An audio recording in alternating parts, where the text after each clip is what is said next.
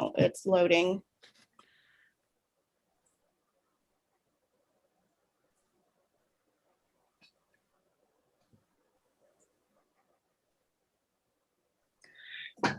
Thank you, everybody, for joining. We'll give it a couple more minutes till the start of the hour, go over some housekeeping, introduce our speaker, and then we'll get started.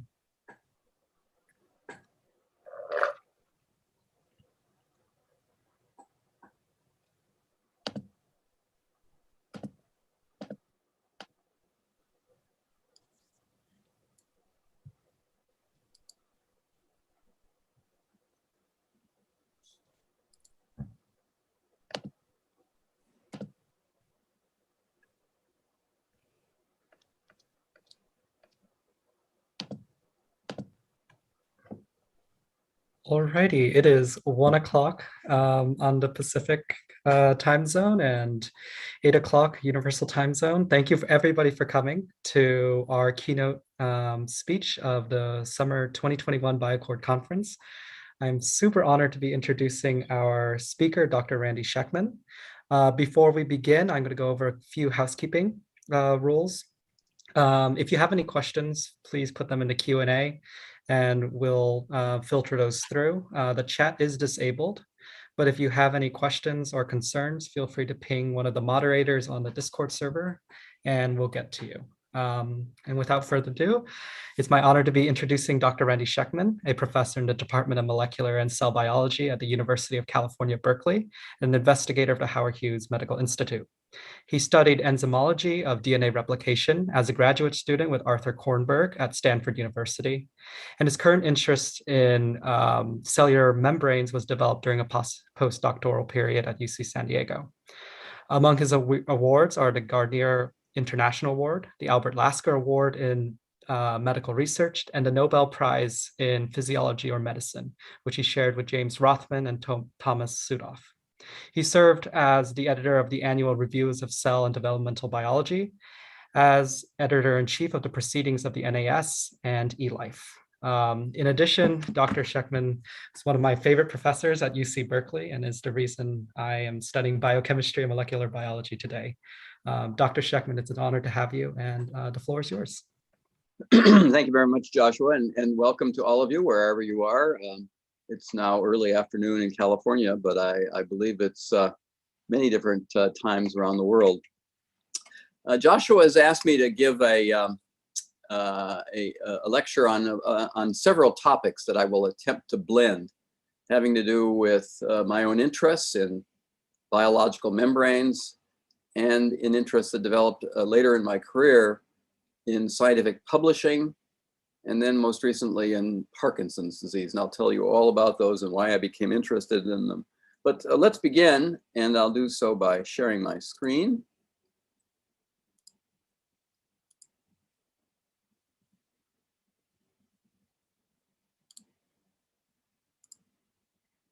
Okay, so this is a title that attempts to encompass all of the subjects that I want to share with you in the next 50 minutes. We'll see how well I do.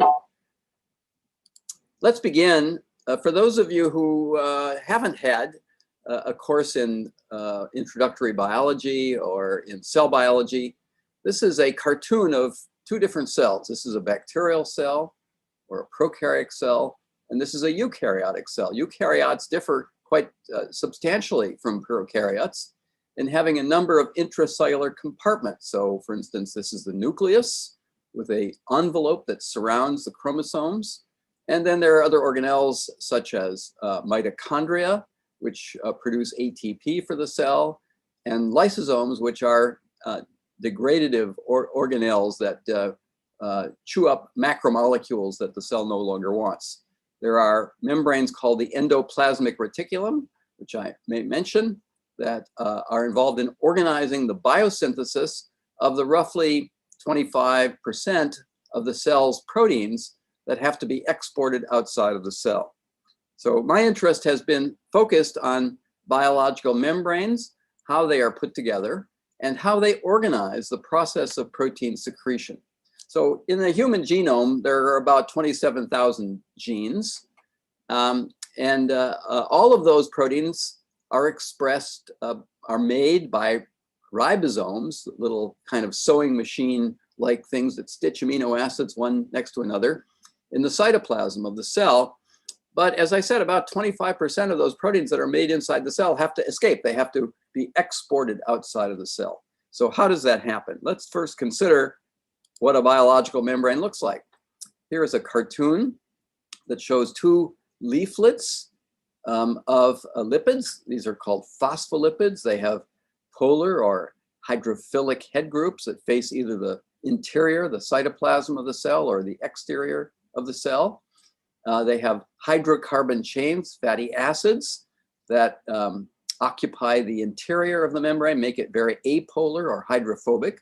And then membranes are distinguished by the presence of membrane proteins, many of which span across the bilayer, and they serve very specific functions, for instance, in the transport of small molecules one way or the other, or in serving as receptors to receive signals, for instance, by binding hormones, which changes the metabolism of a cell. So this is a cross-section of that, and this is actually a real electron microscope, micrograph image of a thin slice through a cell. Well, let's look at a dramatic, real example of a cell. This is a cell that is involved in the manufacture and secretion of insulin. It's called the beta cell in the pancreas. It's what disappears for various reasons in patients who have type 1 or juvenile diabetes. It's a very important element in the control of glucose homeostasis in our body. And these cells are themselves regulated. They manufacture vast sums of insulin, which in the resting state are housed within membrane granules bounded by membranes, but which contain a condensed form of insulin, almost crystalline form of insulin.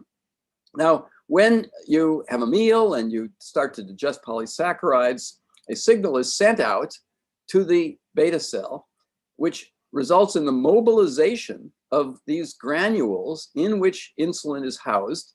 The granules then move up to touch the inner surface of the plasma membrane of the cell, and in a controlled manner, catalyzed by certain proteins, the membrane of the granule merges by a process called membrane fusion with the cell surface membrane, which results in the topological ejection of this crystalline form of insulin. This crystalline form dissolves and then courses through your bloodstream and is taken up by cells that respond to insulin. So this process of membrane fusion organizes a lot of the elements of protein traffic within cells. Much of what we knew up to about the mid-1970s was discovered by a brilliant cell biologist by the name of George Palade, who did much of his pioneering work using this tool, the electron microscope, in his laboratory in New York at the Rockefeller University. Palade perfected the techniques that would allow this instrument, which had been invented by physicists, to be used by biologists to preserve tissue specimens so that they would survive bombardment by an intense beam of electrons, which are scattered by the sample and allow darkened areas of the cell to be distinguished from translucent areas of the cell. And so any image that you see of a thin section through a cell is actually a shadow of itself based on the diffraction or deflection of electrons in this intense beam. Anyway, Palade, in the course of many very important experiments, was able to deduce that proteins that are going to be secreted from cells originate on these little machines, ribosomes, that are bound on the cytoplasmic face of this membrane that I introduced called the endoplasmic reticulum. Then some of these proteins are captured into small carriers called vesicles, which then are filtered by a process of membrane fusion and vesicle budding, and they are filtered and sorted within another structure called the Golgi apparatus. Eventually, a subset of the proteins that are passing this way are captured into granules, such as insulin, and moved to the cell surface, where by fusion, these molecules are exported outside of the cell. Now, this process, though its obvious importance in the pancreas and other organelles that are professionally engaged in secretion, is also at least as important in our brain because of the role of this nerve cells, and specifically the synapse between a nerve cell and, for instance, in this case, a muscle cell, or between nerve cells, which communicate by a process of secretion, not of insulin, but of chemical neurotransmitters like serotonin or dopamine or acetylcholine. These neurotransmitters are captured, pumped into these little vesicles at a very high chemical concentration. And in a very tightly regulated manner, these vesicles dock at the inner surface of the plasma membrane of a nerve terminal.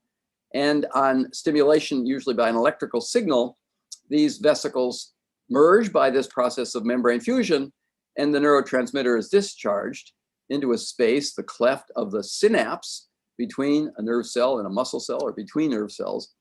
And the chemical diffuses across, binds to a receptor on the other side of this cleft, and that activates usually some kind of a channel, an ion channel, which allows the signal to be propagated. In this instance, to be propagated for the purpose of muscle contraction, or in the brain, to be propagated in neural networks that inform all decisions that we make in life.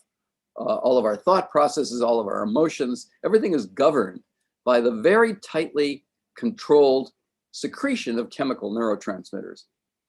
Now, when I began my career at UC Berkeley in 1976, I'd learned of Pilates' work, and though it was indeed most elegant, we didn't know anything about the mechanisms of this process. We didn't know a single molecule, either a lipid or a protein, and how they may play roles in organizing this whole process. And so, having been trained as a biochemist, I decided to take a new approach with a different organism that hadn't yet been used to study this process, and that is Baker's yeast. Not just a word about Baker's yeast. This is a picture of Charles Darwin, a painting, and this is a cluster of yeast cells, such as may be growing on the surface of a grape. Now, there's no obvious similarity between these two organisms, except for the fact that the internal machinery of a yeast cell, of a Baker's yeast cell, is surprisingly similar to the internal machinery of the cells of our body. Indeed, many of the genes we now know that are encoded in our genome that act to organize things that happen inside of a cell operate almost exactly the same way in a yeast cell. And this was appreciated at the time that I began, and yet no one had used yeast cells to study this process of protein traffic, protein secretion. And so what I decided to do was to study yeast cells in some detail, and just some details that I can show you here. Yeast cells don't divide in half, at least not at the outset of a cell division event. What they do is they send out a small bud that grows about its surface during the 90 minutes or so that it takes for a yeast cell to mature to promote cell division by separation. And that happens when the cell, the mother and the daughter cell, are approximately the same size, and the daughter cell then pinches off, and the two cells, if the nutrient conditions are good, will continue to grow and divide. And so this can happen very reproducibly in the laboratory, and every cell that is born by this procedure is identical, making yeast cells an ideal organism, much simpler than human cells, to study in respect to the machinery involved in any essential process. So when we began, we had a closer look at yeast cells, and it's obviously very different. Here's a thin slice through a yeast cell. Obviously very different than a human cell or a mammalian cell. The cytoplasm of a yeast cell is filled with a very dense packed arrangement of ribosomes. So it's busy making lots of proteins, some of which, just as in a human cell, have to be packaged into granules or vesicles to be secreted from a cell. And we noticed in yeast cells that these vesicles are most apparent as the cell begins its cell division cycle. They appear in a cluster in the cytoplasmic region of a new bud. So this is a new bud emerging from the mother cell.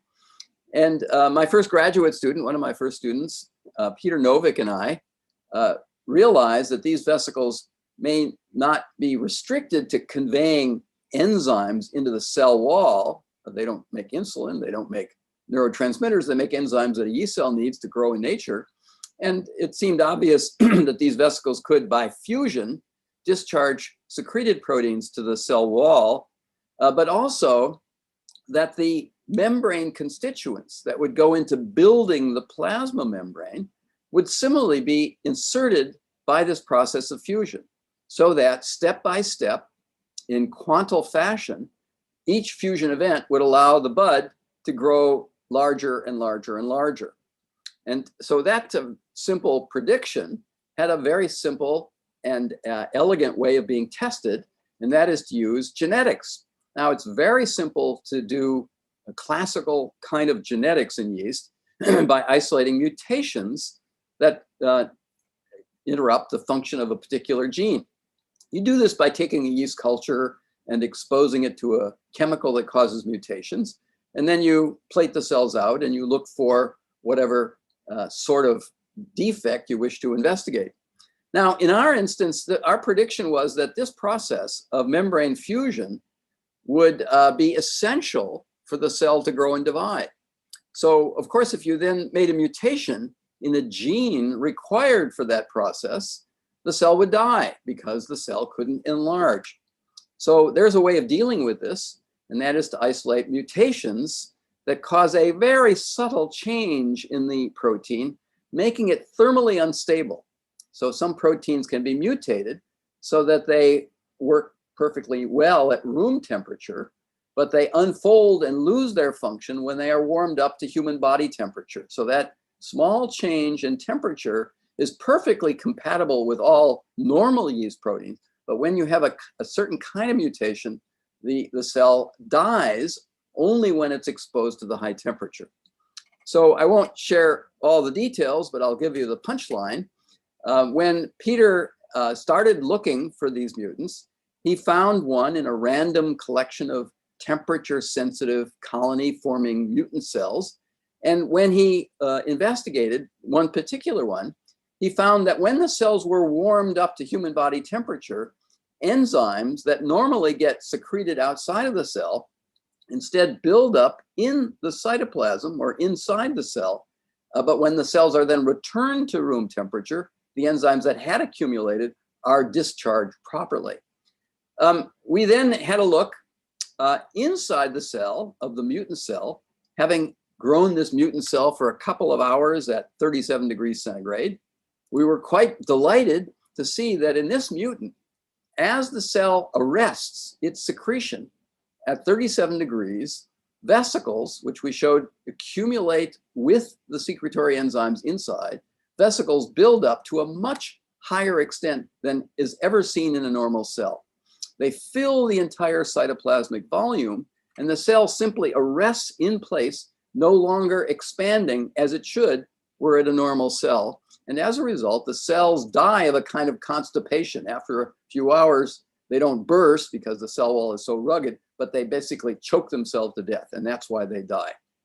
So we went on and over a course of many years, isolated many more mutations, defined many genes, were able to show a pathway that is similar to what human cells use, and we're able to understand, because we had all the genes that were required for this process, we were able to understand that the pathway has very specific and numerous functions that execute each of many different stages in this pathway. I don't have time to tell you about all the many details that we and many other people in labs around the world were able to discover. I just want to focus on one interesting sidelight, and that is, given that these genes were very similar to the corresponding human genes, it became reasonable to believe that yeast cells could be a surrogate platform for the production of clinically relevant forms of human proteins.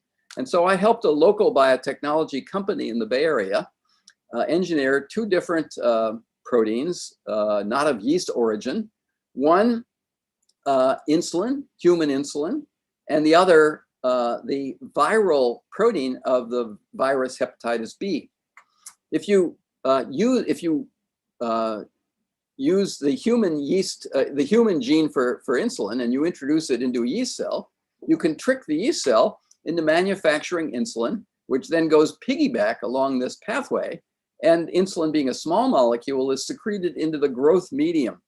And so now, many years later, a very large biotechnology industry has exploited this to manufacture human insulin in giant fermentation vats, mostly in Europe. And now about 1/3 of the world's supply of human recombinant insulin for use by diabetics is produced by fermentation of yeast cells. Similarly, if you take the gene for the hepatitis surface protein and you manufacture that in a yeast cell, it's a membrane protein. It becomes embedded, inserted into little membrane vesicles. And so if any of you have ever been immunized against hepatitis B, which is endemic in China, a very serious problem, you have received vesicles that were isolated from broken yeast cells that had expressed this protein. That is 100% of the world's supply of human recombinant insulin. Now, after many years of doing the work in the lab, I became interested in the challenge of publishing work. In my lab, we'd been quite successful in publishing in many of the traditional venues for life science, many of the popular commercial journals such as Nature or Cell or Science, which is published by the American Association for the Advancement of Science. And I became troubled by certain trends in publication. And as a result, I became involved quite directly in organizing two major publications in the life sciences. One, the annual review of cell biology, as Joshua mentioned. And then in 2006, I became the editor-in-chief of a very prominent journal called the Proceedings of the National Academy of Sciences. And during this time, I became quite directly concerned with aspects of the reproducibility of important published results, and why the pressure that people feel to publish in so-called high-profile journals may create a problem in reproducibility. So that's what I'm going to talk about for the next several minutes. That is challenges in the communication of scientific research. Now, you may know that maybe now beginning 20 years ago, there were reports that many of the key experiments that were published in these so-called high-profile journals like Nature, Cell, and Science could not be reproduced under the rigorous conditions that a biotechnology company must use to make something that can be commercially viable. A study conducted by a major biotechnology company in California called Amgen published this report now almost 10 years ago, where they found that if they attempted to reproduce the key experiments that they would have used to develop new chemotherapeutic targets for cancer treatment, they found that only a small fraction of these key experiments could actually be reproduced in their laboratory. And this was really quite alarming. And there were many other reports of the same sort of thing. And Congress became very concerned because, after all, in the United States, there is a substantial investment in biomedical science, tens of billions of dollars. And what's wrong with the scientific community if so much of what gets published in these high-profile journals simply is wrong? Well, this fellow, Glenn Begley, was the key organizer of this effort at Amgen. And unfortunately, they didn't publish their own results in the failure to replicate these. But I met him at a meeting in Australia, and he told me about attempts to speak to the authors of these papers, one of whom he met for breakfast at a cancer meeting in the United States. And he found evidence from this conversation, portion of which I will share with you, that it may be that one of the major problems is the cherry picking of selected data. Cherry picking is where you remove data points that don't conform to your preconceived notion about how an experiment should, how an outcome should be. And this, of course, is fraudulent. It's very dangerous. This could very well be a reason for the failure of replication. And here is one particular instance. This may be an extreme case, but as I said, Begley met for breakfast at a cancer conference with the lead scientist of one of these studies that could not be reproduced. And Begley said, we went through the paper line by line, figure by figure. I explained that we redid their experiment 50 times and never got their results. He said, the investigator said, they'd done it 6 times and got this result once and put it in the paper because it made the best story. Can you imagine somebody actually saying that to someone like Begley? I mean, it's just shocking. But I don't think this is an exceptional case. I think this happens all the time. And the problem, as I see it, is the pressure that particularly young scholars feel to publish in these big name journals is so great that when they get criticisms back on a paper and need to do more experiments to prove their point, they may cherry pick only the pieces of data that conform to the conclusion they wish to draw. And so this is a serious problem. It's a serious ethical breach, and it's a rupture in the fabric of science that must be understood and must be dealt with. So in 2011, I had the opportunity to create a new life science journal. We called it eLife. And we did this with significant support from the Wellcome Trust, the major funder of biomedical science in Great Britain, from the Max Planck Society, the most prestigious organization funding research in Germany, and the Howard Hughes Medical Institute in the US, which is also a major organization of which I happen to be an investigator. And we started a new style of review that would be somewhat more open, where reviewers who are looking at a paper don't simply write their own critique, but they confer with one another online in a kind of a chat where the pros and cons of the paper and of their own individual assessments are evaluated, the reviewers being unblinded to one another, and a synthesis of this review is then presented to the author. We think this is an improved way of reviewing papers. Anyway, we agreed in consultation with an organization called the Center for Open Science to conduct a review of the then most important papers in cancer biology in an attempt to not only test the ideas that Begley and Amgen had proposed, but to do so in a more open manner where all of the results of our internal investigation would be presented. We did this in 2 forms. The work was conducted in 2 stages. Teams of investigators who agreed to attempt to reproduce results were assembled. They were asked to write up exactly what they would reproduce, exactly how they would do it. That's called a registered report. We reviewed these registered reports using our editorial processes. And when we were satisfied that the attempt would have a chance of success, we then published the registered report.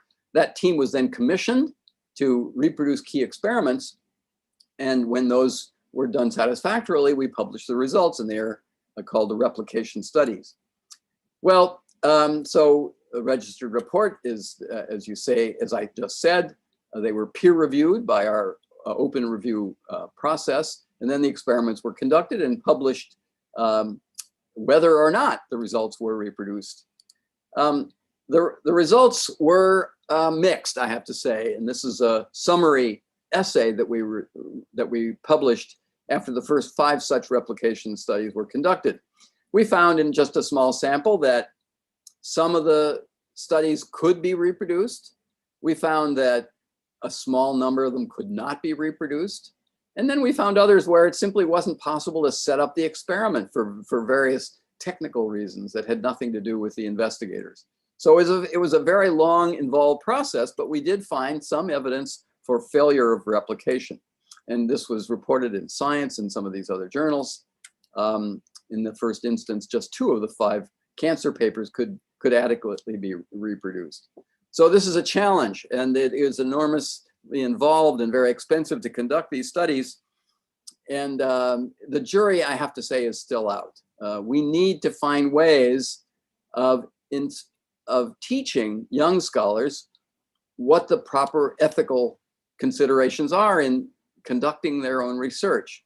People should be aware that if their work is discovered to be fraudulently manipulated, the consequences can be disastrous, not just for themselves, but for the entire world. The most extreme example being a paper that was published in the medical journal Lancet some 15 years ago, where the claim was made that vaccinations may be linked to autism. You may know the investigator who published this work, Andrew Wakefield, was subsequently charged with fraudulent manipulation of the data. The paper was eventually retracted 12 years later by Lancet. Wakefield was dismissed from his academic post, but he goes around the world and foments anti-vaccine initiatives. So he is in part responsible for the reaction that we've had against the SARS-CoV-2, the coronavirus vaccine. It stirs up misinformation and has had deadly consequences even before this pandemic, all because of the inadequate review procedures, in that case, that journal, Lancet, but it's not unique to that journal. All right, well, now I'm going to change the subject just slightly because I think that part of the problem is in the way papers are reviewed. And here is a typical imaginary scene where your paper is suffering, running through the gauntlet of anonymous evil creatures who are challenging you and criticizing your work. And I have to say that a lot of this problem is associated with the very high profile, highly selective journals, such as Nature and Science and Cell. And there are many people who found this to be true. But again, young scholars feel so strongly that if they can't get their work published in these journals, they won't have a career. And this is part of the problem. And the problem is made worse by the use of a specious number called the journal impact factor. And some journals like Nature used to proudly advertise their journals as being of so-called high impact because of this phony number, measured in this instance to 3 positions past the decimal point, which is much more accurate than the data would allow. This is a journal that this is a figure, a number, that is basically the number of citations to papers in a journal divided by the number of papers over a 2-year window. So it's only measured over a very narrow window of time, and the most original observations usually take some time to be appreciated. And yet this number, which is embraced by too many journals, is used to evaluate whether some paper is likely to create a buzz, a sensation, and thus be important to be published in a so-called high-profile journal. Well, it got so bad that even the editor of Nature agreed that this had to stop. And so he, some years ago, wrote this editorial, "Time to Remodel the Journal Impact Factor. Metrics are intrinsically reductive and as such can be dangerous," he said. "Relying on them as a yardstick of performance rather than as a pointer to underlying achievements and challenges usually leads to pathological behavior. The journal impact factor is just such a metric." So this is a strong statement, even by a journal that had benefited from this number. And I'm sorry to say that in spite of his admonition, the number continues to be advertised quite widely by many journals. So much so that in China, scholars are given cash rewards for personal income for winning the lottery and publishing in these so-called high-impact journals. Here's a bulletin that was published by the Chinese Academy of Sciences some years ago, which basically announces that if you happen to publish in Cell, Nature, or Science, you will get what was then the equivalent of about $33,000 US. And I was, of course, personally offended that a PNAS paper was worth that much less. But still, the idea that people would be given cash rewards just because they published in a particular journal, irrespective of the work that they did or its validity, was really shocking and reinforces this notion that really has become so deeply embedded in the culture. And as a result, a group of us then, editors of major journals got together in San Francisco to promote a document called the Declaration of Research Assessment, or DORA, which calls on everyone involved, publishers, editors, scholars, universities, libraries, to move away from the use of this phony number impact factor and to assess the impact of work in its own merits, like reading the papers, which used to be a way to evaluate scholarship, or use other ways to evaluate whether something has had impact. Anyway, it's been signed by tens of thousands of people around the world, and yet we still find that this phony number impact factor is promulgated and used too widely. This is an ongoing battle that is also related to another subject that I don't have time to discuss, which is the move to have publications openly published without the firewall normally associated with a journal, the so-called open access movement. And if there are questions about that at the end, I'd be happy to answer them. Now let me finish my presentation with another theme that has been very important for me personally, and that is how to solve a really tough problem. And the problem I'm going to tell you about that's been so tough is Parkinson's disease. Now, I have a personal connection to this, which is why this has become such an important part of my life.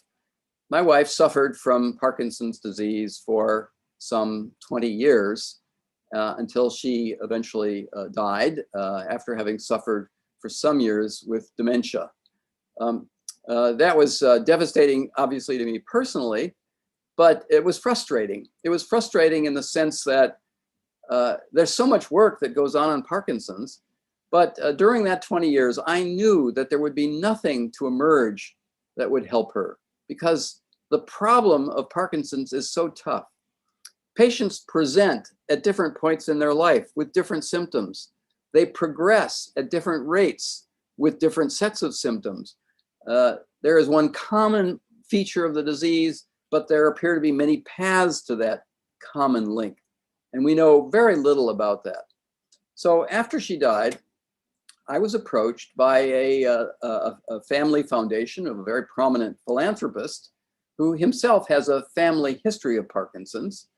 And I was asked to help organize an international effort to try to understand the molecular and cellular basis of the disease. This philanthropist, a very bright young fellow, recognized that in spite of having had this disease in our human population recognized for the past 200 years, the treatments that are available are only palliative. They treat the symptoms. They don't treat the underlying path or origin of the disease. And so he quite rightly decided that what we needed was a more focused, collaborative effort to understand the molecular and cellular basis of the disease. So let me tell you just a bit about the disease, what we know about it, and how we're going to tackle this problem. So first of all, the disease is growing in influence. There are now over 6 million, maybe as many as 8 million patients around the world. They know no geographic boundaries. Indeed, in the next 10 years, it's estimated that over half of the new reports of Parkinson's will emerge in China. We don't know why that is. It's going to grow quite dramatically as the human population ages. Indeed, Parkinson's is growing more rapidly than Alzheimer's. There are still many more patients who suffer from Alzheimer's, but Parkinson's is catching up too quickly. Now, in general, the history of biomedical science, of course, has been a series of triumphs. We understand so much, and much of that has been focused to the benefit of human health. We've made tremendous strides in treatment of cancer and treatment of heart disease, because in those diseases, we now appreciate the molecules that are key choke points in the disease. For instance, in heart disease, we know that cholesterol is a killer. We know now a great deal about the control of cholesterol, and we have drugs of various sorts that interfere with the production of cholesterol and not only reduce cholesterol, but reduce the incidence of heart failure. In cancer, we're making tremendous strides. We know of many genes that predispose to cancer. We know now how to harness the immune system to treat a fatal disease such as melanoma, to now nearly 80% curable. So tremendous strides have been made in these even more profound killers. But in neurodegenerative disease, in Alzheimer's, in Parkinson's, virtually nothing. The progress has been very frustrating. You may know, as an aside, that in the past few months, the Food and Drug Administration in the US has approved an immunotherapy for Alzheimer's based on the idea that an accumulation of a peptide to produce what's called a plaque in the brain can be swept out of the brain by infusion of an antibody directed against the protein constituent of this plaque. Now, this particular drug has been produced in many different forms by many different companies, and over a decade, tens of billions of dollars has been invested in the production of these antibodies. And we know that these infusion of these antibodies will indeed remove plaques from the brain quite effectively. But what is most troubling is that in spite of this, the evidence that the removal of plaques has any role in mitigating the progression of neurodegeneration or dementia is marginal at best. And in spite of this, probably because of such enormous pressure from patient groups, the Food and Drug Administration has approved this drug made by Biogen. And of course, people should always have hope. But unfortunately, these treatments, if they are applied to everyone who has Alzheimer's disease, would simply bankrupt the Medicare system. It would cost tens of billions of dollars. So one must be very cautious about this. And I think some of the decisions of the Food and Drug Administration are ill-considered and will eventually be revoked. Still, this is the source of frustration that those of us who've had family members dealing with these diseases have faced. So let me go on, and I'll tell you a little bit about what we know about Parkinson's disease and approaches that may be taken to understand the disease. Well, first of all, a common choke point in this disease is the survival or death of a small population of cells in the brain that produce the neurotransmitter dopamine. Remember, I told you that nerve cells have little carriers, little vesicles that convey neurotransmitters by membrane fusion to the synapse between nerve cells. Well, dopamine is one of them. Dopamine controls many processes. It's key in controlling and regulating movement, but also emotions and some aspects of cognition. In the brain of a patient who's died from some other cause, a section of the brain can readily be highlighted to reveal the cells in the brain that make dopamine. The dopaminergic neurons also happen to make a dye, a pigment called melanin, which can be readily stained and which shows up as this band in a particular midbrain portion of this section. Now, patients who first present with symptoms from Parkinson's disease, we now know, have lost usually over half of these dopaminergic neurons. And as the disease progresses eventually to death, these cells largely disappear. Now, 100 years ago, a British clinician, on inspecting cells of a patient who died, was able to see that the dopaminergic neurons include these large structures, which we now know to contain aggregated proteins, membranes, and fibers, and they're bunched together in what is called a Lewy body in recognition of this clinician, Douglas Lewy. And Lewy bodies then are a marker that can be used to understand whether and how profound Parkinson's disease is in a patient. I would caution, though, just as I said with amyloid plaques, that we don't know that these Lewy bodies are the basis of neurodegeneration. They may be a side product. They may reflect the process, but they may not be the fundamental reason why these cells are dying. Now, some of you may recall now, maybe 5 years ago, a very prominent comedian by the name of Robin Williams committed suicide shortly after he was diagnosed with Parkinson's disease. This isn't really normally what happens when a patient first presents with Parkinson's disease, but his disease advanced most rapidly and was most profound. It changed his personality. He became paranoid, very fearful, and would shut himself in and would shun interactions with others, but this would come and go. And he became so frustrated with his life that he committed suicide.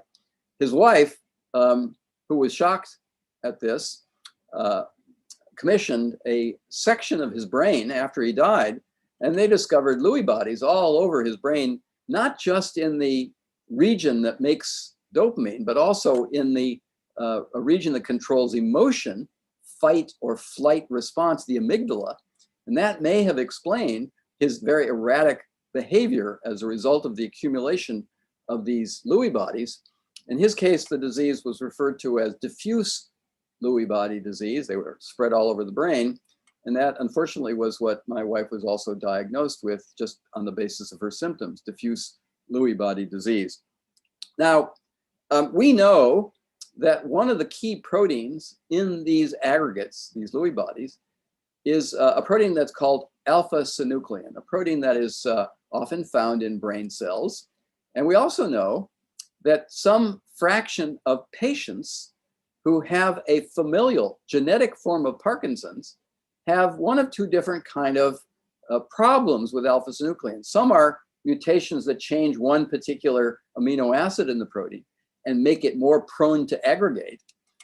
Another kind of mutation is one that causes the gene to be expressed at a higher level, that is to have the cells make more alpha-synuclein. Both of these seem to predispose to the accumulation of this structure, which is a kind of a genetic link between that gene, the Lewy body, and the disease. Now, in genome sequencing of patients from all over the world, we now know of at least 20 different genes whose protein products are somehow involved in Parkinson's disease. We also know of many more gene loci discovered by a sequencing technique called genome-wide associations screening, GWAS. We know that there are many other loci that may control pathways that, when imbalanced, cause Parkinson's disease. So there are many hints, but how do you put all these things together? And so that's where this new organization that I've helped start, called Aligning Science Across Parkinson's Disease, comes into play. Beginning 3 years ago, in meetings with neuroscientists and Parkinson's specialists around the US, Kemeny Riley, who organizes this, and where I serve as the scientific director, conceived of a program that would tackle this kind of big problem. I told you about the nature of the problem. The disease progresses in so many different ways. It initiates probably in different processes, and the outcome is hard to predict. So it's a big problem. We feel too big for even an excellent research team to tackle by themselves. So what we did was, after convening these meetings, we decided to organize an international network, a consortium of teams of investigators who come together because they themselves have already been engaged in collaborative science, and so they know what it means to, in the give and take of a collaboration among equals. And we decided to focus our efforts on these 4 themes, which I'll summarize for you. The first theme, the obvious one, given what I told you about all those genes, is to focus on the genes, their proteins, the associated biology, cell biology, the pathways, for instance, the synuclein pathway, and to understand these things at a fundamental molecular and cellular basis. The other theme, another 3 themes, one is neuroimmunology. We know that there's an influence of the immune system, either the humoral adaptive immune system of our body, but also basic immune-like processes in the brain.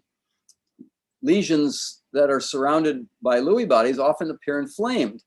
Is that the reason why the cells are dying, or is it a response to the death of these cells?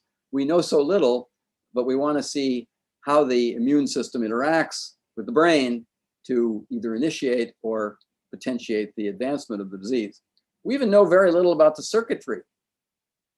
The dopaminergic neurons have extraordinarily long processes that can intersect with other regions of the brain. We don't know the complete neural network that allows a particular dopaminergic neuron to be differentiated, to be sustained, and then to make connections elsewhere in the brain.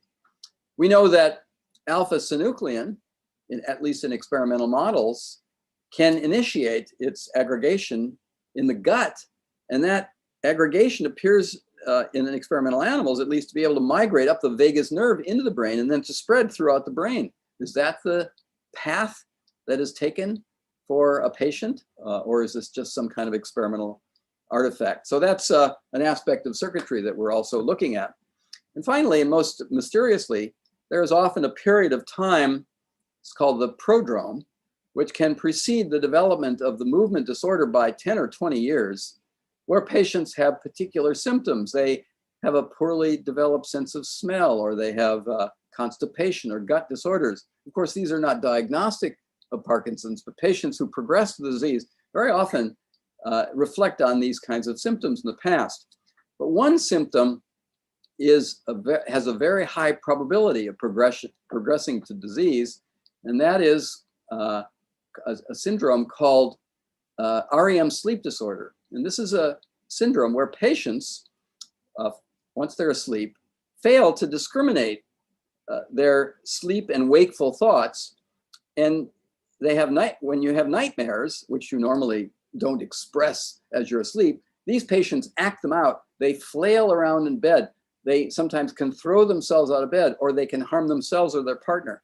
It can be very frightening. We find, as people studying this, find that patients who have this very specific disorder progress to Parkinson's with something like 80% certainty. And what that connection is not known. What is the connection between this loss of inhibition of movement during sleep and progression to Parkinson? Completely unknown. So here's what we've done.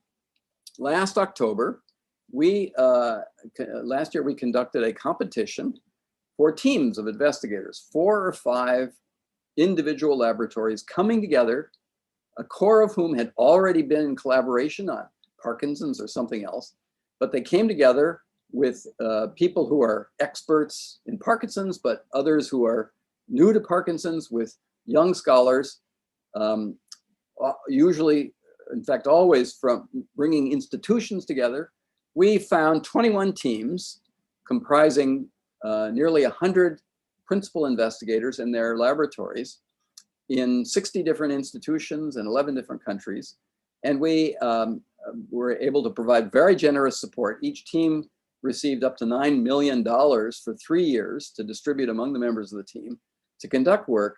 But importantly, every one of the team members was committed to interacting on a real-time basis online with other teams around the world, with meetings, not just within their team, but with other teams where people were required to share their results before publication and ideas and discussions to promote this kind of interaction. And we also we've insisted that these members agree to post their results in an online forum and access to anybody around the world, typically something like the bioRxiv or the medRxiv. They must publish their work on the bioRxiv as they are ready to submit it for publication to a journal. And we've insisted that they choose truly open access journals where the work would be open for anyone in the world to see without the paywall normally associated with the commercial journals. So we're up and running. The teams have been selected. We've just completed a new round of competition, and we have a number of additional teams that we intend to add in a few months. We already have 100 individual laboratories with over 500 scientists, and we're likely to have 800 scientists when this is done. So it's an enormous effort, one for which our benefactor has contributed substantial sums of money. It's a gamble. We're taking risks. We're betting that this kind of intense and interactive, collaborative interaction will do more than what any one individual laboratory or many individual laboratories could do on their own. And so we'll see. It's a 10-year commitment, and I'm in it for that time. And I'm quite confident that we will discover things that will lead to more effective treatments for this terrible disease. So thank you for your attention, and I'll turn it back now to Joshua. Thank you, Dr. Schekman, for your time and just giving you a kind of sense of what people are saying. You have a lot of fans now, Dr. Schekman, a lot of people really excited and really inspired by the work you did, your position on how we as scientists publish our papers and go through the review process, and what opportunities to look forward to in the future in terms of collaborative science. There are quite a few questions, and I know you don't have too much time. I'll try to answer as many as I can. Absolutely. So the first question is kind of one that encompasses a lot of more specific questions. It is really, what can we do as individuals who might not have that much influence on submitting papers, on getting published? What can we do to help move away from these predatory practices, since a lot of us rely on cash funding for this? Yeah. Well, you can insist through your institutions or through your legislators that the government changes its policy to mandate open access publication. So there's some, right now, various private organizations like the Wellcome Trust and the Howard Hughes Medical Institute, the Gates Foundation, have mandated, and our little organization, have mandated that publications be in truly open access journals. But the public institutions like the NIH or the NSF have not yet done so because the government works at a very slow pace. However, believe it or not, during the previous two administrations, Obama and Trump, the science advisors were pushing for a policy change that would mandate that federally funded research for science be published in open access journals. And a new scientific advisor to the president, Eric Lander, has been appointed by Congress. This will now be a cabinet level position. And in endorsing him, I wrote a very strong letter to the Senate committee urging them to query Lander about continuing this push for open access. So everyone can play a role in that, push for that open access. It's criminal that the $40 billion that the US invests in biomedical science then gets held behind a firewall that you as an informed citizen will not have access to unless you happen to be at an institution that has a license to these journals.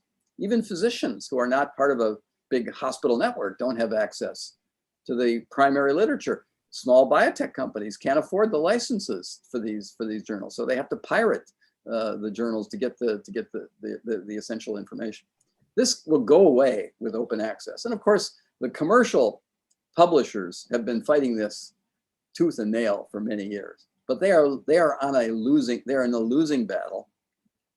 There are major efforts around the world to force the question, and these publishers will find a way to make profit. I'm quite confident. So that's what all of us can do. Push wherever you have a chance for open access. Absolutely, and that's kind of what a lot of people are feeling. I could only begin to describe the feelings about these journal practices and the idea of open access, which is just really important. Kind of building on that, for new scholars, for new researchers who are just emerging, what is your advice for anyone just starting out in research? Well, if you're starting at the undergraduate level, the most important thing you can do is get yourself into a laboratory, or, work along with a professor to see what scholarship is really like. I mean, classes are important and textbooks are important, but that's not real science. You want to learn about the thought processes that go on in designing an experiment, a well-controlled experiment, and actually conducting it. And it's nearly impossible to gain that experience exclusively in coursework. You have to get into the laboratory. So you need to find a way to get into a laboratory. And then you'll find out in the course of that work whether experimental science or computational theoretical is really good for you, or if you feel right doing it. It's not for everybody. To be an effective scientist, you have to be a bit of a gambler. And if you're risk averse, it's probably not going to work for you. So, and I don't think you can find that out unless you actually are in the lab and see the daily frustrations of things not working for whatever reason. And, if you can withstand that and wait for those little glimpses of truth, then if that excites you, then that's something that you can pursue. And the other thing that I have to argue sometimes with my colleagues, the opportunities, at least in biomedical science, are enormous. So the idea that we should somehow restrict admission to graduate programs in biomedical science is foolish. The unemployment rate among PhDs in life science is vanishingly low. And things have changed enormously during the years that I've been an academic. It used to be that, getting a university position was the only thing. But now there's a huge industry of biotechnology. Many of them doing fabulously interesting work. And I'm fortunate to be involved in some of them, and I love it. And now many of our students are opting for that rather than going to be a professor. And that's fine. So but you have to enjoy the process of science. If you don't enjoy that, then it's probably not for you. Absolutely. I know it's now the top of the hour, and we couldn't get through all the questions, but we really appreciate your time, Dr. Schekman. You have a whole legion of fans now, and a lot of people just inspired by you. We got a few comments, people wanting us to express that they've been following you for a while. Your research inspires them, and your talk today just continues to inspire all of us to continue pursuing biology, the sciences, and to keep pushing forward. So thank you so much for your time, Dr. Schekman. Great. Sorry we didn't have more time for the questions, but you can email me if you have a particularly pressing question. Absolutely. And thank you so much. And thank you everyone for joining. Yep. Have a great day, everyone. If only virtually. Yes.